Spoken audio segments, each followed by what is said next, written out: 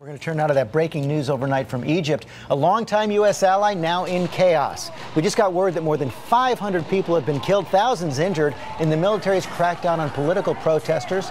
And this morning there are fears this violence could spread beyond Egypt, jeopardize America's security.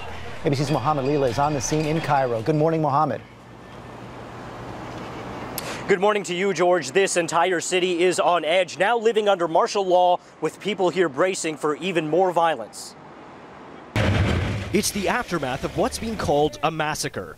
This entire neighborhood, scene of the country's worst violence in years, is still smoldering this morning after police attacked thousands of protesters, setting the entire area on fire.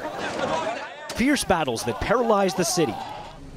Driving through streets that are now deserted, it's clear that today the military is in charge. Banks, railroads, and the country's stock exchange are still closed, with most of the country living under a curfew and martial law. Some blame the country's Muslim Brotherhood for the country's descent into violence, but many here blame the United States.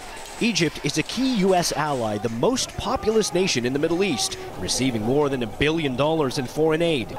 There's now a real concern of a ripple effect. The violence here could spread beyond Egypt, with people targeting Americans and American interests across the Middle East. And George, just to give you a sense of the uneasiness here, this is a prime tourist location. Normally the Nile River would be covered in boats and you'd find tourists, including Americans, out for a stroll. Take a look today, nothing. And that's because people here are so afraid they're not even going outside.